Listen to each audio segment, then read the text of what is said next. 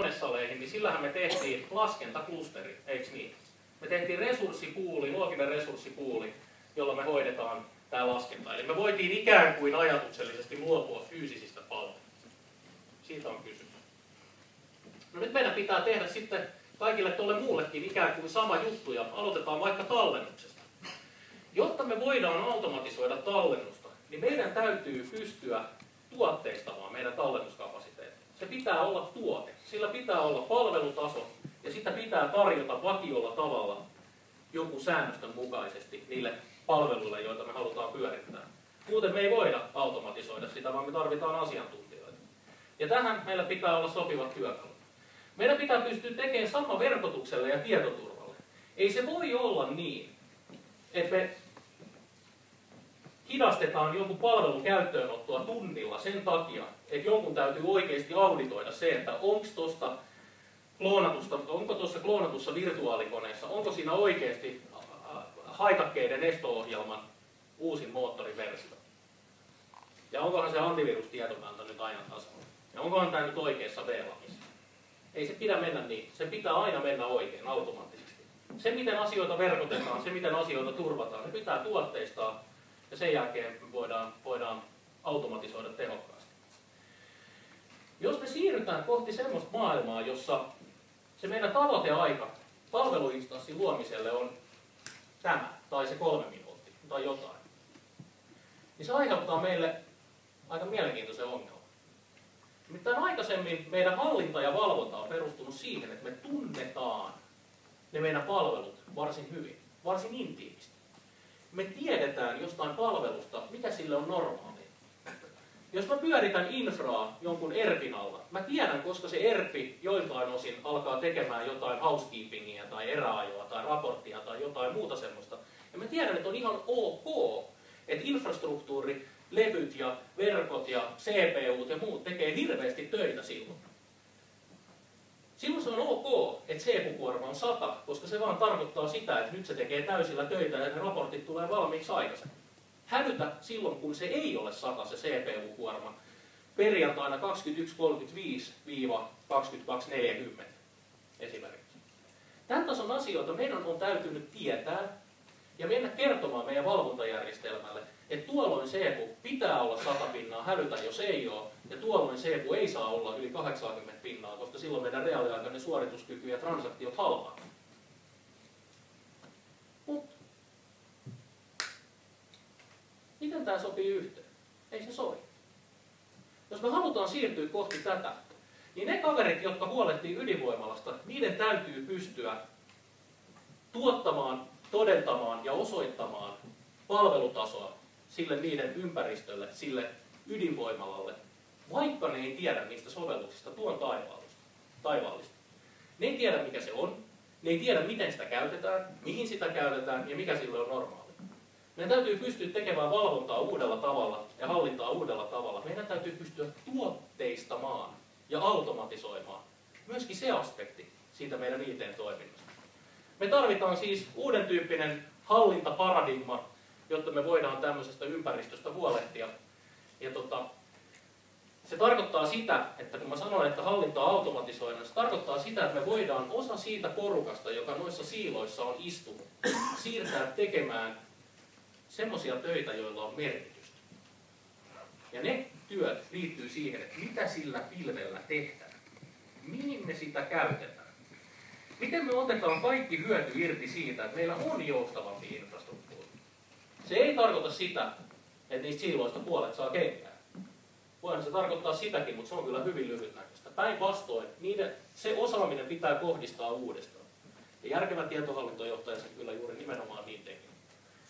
Tämä on softalla määritelty palvelikeskus. Ja tästä softalla määritellystä palvelikeskuksesta nyt sitten lohkotaan niitä säiliöitä. Mikä tämä säiliö nyt sitten on? Se säiliö voi olla asiakas, oli se sitten sisäinen tai ulkoinen asiakas. Tuo säiliö voi olla tietoturvataso, DMZ, PCI, ISO 27001, se voi olla ihan mikä vaan. Mutta se on säiliö. Ja tämän säiliön sisällä on käytössä ne määrittelyt, ne säännöstöt, ne verkot, se tietoturva, se suorituskykytaso, ne backupit. jotka koskee tätä säiliötä. Me on tuotteistettu se, mitä siellä on sisällä.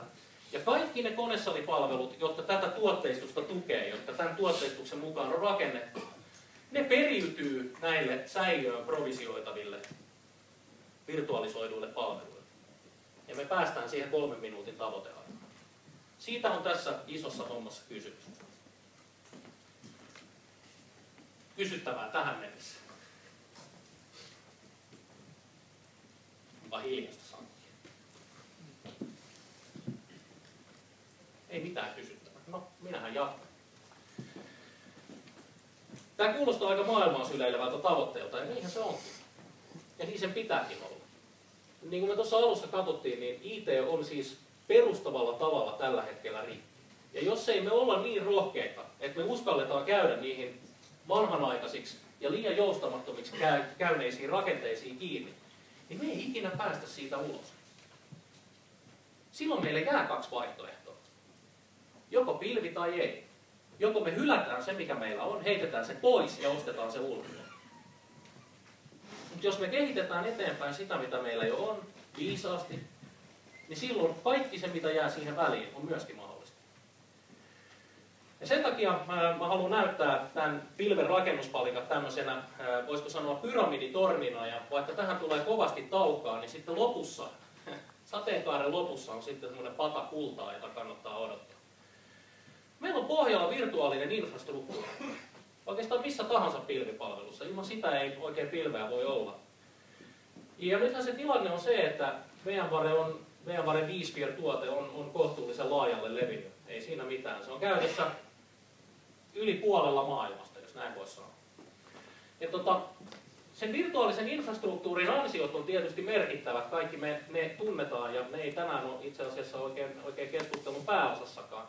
Mutta näitä uusia ulottuvuuksia, joita mä sanoin, että meidän pitää pystyä tuottamaan softalla tietyn tyyppisiä asioita, jotka on lähellä niitä palveluinstansseja, esi-integroidulla tavalla niin, että se automaatio siinä on ikään kuin äärimmäisen helppoa teknisesti. Niitä ominaisuuksia meidän pitää saada tuohon mukaan. Meidän pitää myös saada mukaan se tallennuskapasiteetti ja erilaiset käytettävyyspalvelut, jotta me voidaan tuotteistaa sen säiliön palvelutaso sellaiseksi, kuin me halutaan. Niin, että siellä säiliössä voi oikeasti olla jotain muutakin kuin testi- ja kehityspalvelimia. Niin, että siellä säiliössä voi olla vaikka sappi. Meidän täytyy pystyä tuotteistamaan myöskin käytettävyyspalvelut sille tasolle asti. Ja sen jälkeen me tarvitaan se konstruktio, joka tuo meille nämä säiliöt, joka rupsuttaa tämän automaation kohdalleen, joka huolehtii siitä, että me pariutetaan tuotteistettu tapa huolehtia palvella meidän käyttäjiä sillä meidän pilvipalvelulla, ja samalla tekee sen taustalla olevan infrastruktuuritason automaation hyödyntäen kaikkia näitä komponentteja, joita siinä alla on. Tällaista kokonaisuutta kutsutaan pilvi-infrastruktuuriksi. Tästä pilvi-infrastruktuurista me ollaan puhuttu jo ainakin 2 vuotta. Eli uudet vSphereit, kun on julkaistu, niin ne on liittyneet osana, vSphere on liittynyt osaksi isompaa julkistusta, joka on ollut pilvi-infrastruktuurijulkistus, jolla on aina joku versio mukana. Niin tänäkin vuonna. Mutta olisipa maailma noin yksinkertainen, että se olisikin sitten kaikki tuossa. Sitä se ei välttämättä ole, niin kuin mä sanoin, niin me tarvitaan sitä hallintaa. Etenkin tuo operations-puoli on sellainen, jossa meidän täytyy ymmärtää se realiteetti. Että kun me siirrytään kohti tämän tyyppistä palvelumallia liiketoiminnan suuntaan, niin ne kaverit, jotka siellä lattialla halaa niitä serveriräkkejä ja yrittää huolehtia siitä infrastruktuurista, ne ei ole nähnyt niitä palveluita aikaisemmin. Ja kuitenkin se on se porukka, jonka puhelin soi, kun transaktiot on hitaita, joku järjestelmä laahaa, että sun pilvi on hidas, tee sille jotain. Mistä mä tiedän, missä se vika on? Mä en ole ikinä nähnytkään sitä palvelua. Se palvelu on automaattisesti provisioitunut joillekin klustereille tai jollekin klusterille, joillekin hosteille, jne. Se on jossain VLANissa ja jossain verkossa ja siellä on joku tietoturva ja se on jollain tallennusjärjestelmä. Ja mä oon ikinä nähnytkään sitä. Miten mä saan sen kiinni? Mistä mä tiedän, missä se on? Mistä mä tiedän, mikä sen vian aiheuttaa? Mistä mä tiedän, miten mä sen vian löydän, saan sen kiinni ja pystyn sille tekemään jotain? Me joudutaan siis tekemään tälle alueelle kohtuullisen paljon asioita. Sen lisäksi, kun me siirrytään kohti tämmöistä mallia, niin siinä piilee semmoinen hauska riski, että se saattaa joskus lähteä vähän lapasesta. Nimittäin onhan se kovasti kivaa, jos mä voin vaikka itse palveluna ottaa itselleni käyttöön kaiken maailman hienoja IT-palveluita, ja sitten niitä yhtäkkiä kliks alkaa syntymään kliks. Ai, tämähän oli kiva, kliks, kliks, kliks. Eihän tämä mitään maksa, tämähän oli helppoa ja ilmasta. Me tarvitaan joku mekanismi, jolla me myöskin yritetään pitää lapasessa se, että mitä tämä maksaa. Meidän täytyy pystyä näin dynaamisessa infrassa purkamaan auki sieltä kustannuselementtejä, miettimään, mitä tuo yksi palveluinstanssi oikeasti maksaa. Ja jos emme peloteta sitä siltä käyttäjältä sisäisesti, ulkoisesti, miten nyt onkaan, niin ainakin showback on yleensä aika hyvä ajatus. Se, että me näytetään, mitä se maksaa. Ehkä silloin ainakin omatunto vähän alkaa kilisee. Okei, liittyy kustannus. Tähän asti tämä on ollut aika tällaista infrapohjaista keskustelua, mutta maailmahan on tietysti paljon suurempi kuin infra. Meillä on muutakin kuin datacenttereitä, meillä on loppukäyttäjiä, meillä on kaiken näköisiä palveluita. Meillä on pilvipalveluita, ehkä niin sisällä, kun me käytetään jotain ulkopuolisiakin pilvipalveluita. On olemassa niin paljon asioita, joita me voidaan joutua orkestroimaan, jotta me päästään sille tasolle, josta mä puhuin aiemmin. Että meillä on business-prosessi, joka on automaattisesti kytköksissä IT-hän niin, että IT taipuu sen business-prosessin ohjaamaan. Ja tämän tasoiseen palveluorkestrointiin me tarvitaan voimakkaampi orkestraattori kuin pelkästään infrastruktuuria orkestroiva härveli. Eli toi kerros on varsin tärkeä. Ja sitten semmoinen asia tämän pilven hallinnan lisäksi, tai pilvien hallinnan lisäksi, josta paljon kohdistui tuolla VMworldissa, oli se, että VMware on putsannut silmälasinsa ja ruvennut puhumaan myös ympäröivästä maailmasta enemmän. Nimittäin näiden VMwarella rakennettujen julkisten pilvien lisäksi on olemassa muutama, vähintäänkin muutama tämmöinen iso tunnettu julkinen pilvipalvelu, jotka on tämmöisiä suljettuja pilvipalveluita. Ne on hirveän hienoja, ne on hirveän edullisia. Niitä piinaa pari asiaa. Ensimmäinen on se, että me ei oikeasti tiedetä, mikä tietoturva on. Toiseksi me ei oikeasti tiedetä, missä data on. Ja kolmanneksi, jos me sinne jotain laitetaan, niin me ei ikinä saada sitä sieltä pois. Mutta niitä on, ja niitä käytetään. Ja niillä on oma paikkansa, joka on erittäin hyvä. Ne on täysin käyttökelpoisia tietyn tyyppisiä asioita, kunhan me tunnustetaan niiden riskit. Maailmassa on myöskin muita hypervisoreita, joita käytetään aika monessakin paikkaa. Ei siinä mitään. Me tietysti ollaan vakuuttuneita siitä, että itse asiassa meidän hypervisor- ja virtualisointiteknologia on kaikista kustannusedullisinta tai tehokkainta, vaikka jonkun muun markkinointiväittävät jotain muuta väittäisikin. Mutta niitä on. Niitä tulee lisää. Tai sitten niitä ei tule lisää. Mutta niitä joka tapauksessa on, ja meillä voi hyvinkin olla liiketoimintaprosesseja, palvelukokonaisuuksia, joihin me joudutaan, haluttiin tai ei, liittämään jotain komponentteja, joita siellä on. Puhumattakaan fyysisestä raudasta. Joskus me joudutaan niitäkin ottamaan tällaiseen orkestrointiin mukaan. Ei siinäkään mitään. Meidän pitää pystyä kattamaan kaiken näköiset rautakomponentit, ja varsinkin sitten palveluntarjoajat, jotka haluaa rakentaa sen ihan viimeistä puutoa olevan pilven, niin haluaa automatisoida sen sille tasolle, että kesähessu sen kun kantaa lisää bladeja ja bladekehikkoa ja levyhyllyä, sinne lyö letkuja kiinni ja kaikki otetaan käyttöön automaattisesti. Kaiken näköisiä asioita pitäisi pystyä kattamaan tämmöisellä teknologian himmelillä, ja tämä on aika iso juttu. Siinä on VMwaren tuotenimiä, joilla näitä asioita katetaan. Ja niin kuin näkyy, niitä on paljon. Ja osa niistä on monelle teistä tuttuja, ja osa niistä on semmoisia, että ne on hyvin harvalle teistä tuttuja. Ja se mitä tehdään, niin yritetään tuossa purkaa tämän aamupäivän aikana pikkusen auki sitä, että mitä nämä tuotteet on.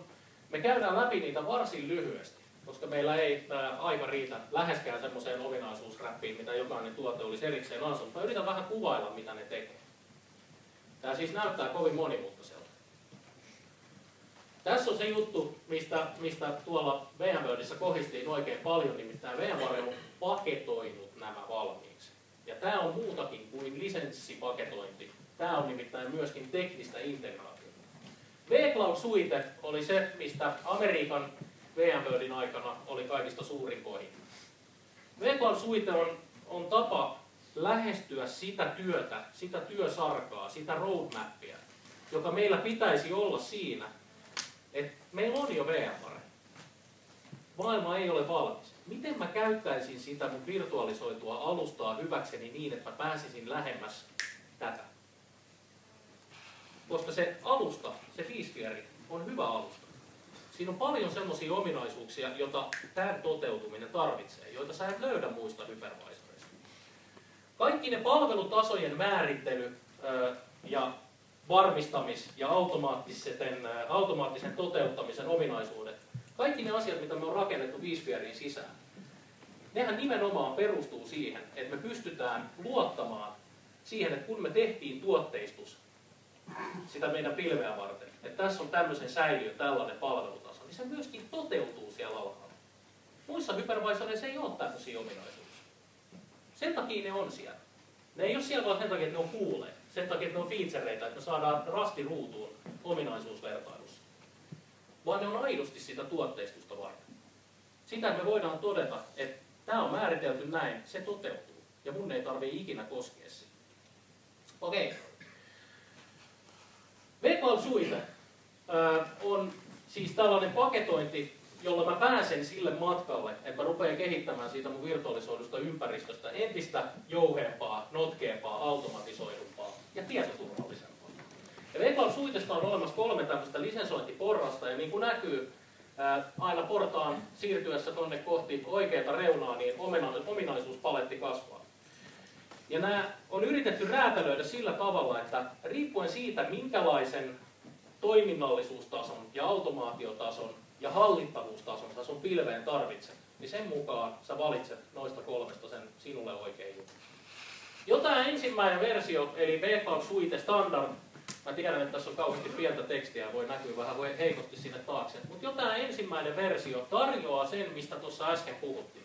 Se tarjoaa ne säiliöt, se tarjoaa sen verkotuksen, sen tietoturvan, jota semmoisen säiliön tekeminen vaatii. Se tarjoaa sen automaation, joka liittyy sen tallennuskapasiteetin hanskaamiseen. Se, mitä se ei tarjoa, on hallittavuus, kustannusten läpinäkyvyys ja tämän tyyppiset asiat. Tämä on niin sanottua low governance cloudia. Mutta cloudi se on joka tapauksessa. Siinä on sekä portaali, josta loppukäyttäjät voi itse palvelulla tehdä asioita, että rajapinta, jolla me voidaan liittää se osaksi niitä bisnesprosesseja, jotka me koetaan, että tarvitsee tämän tyyppistä automaatiota.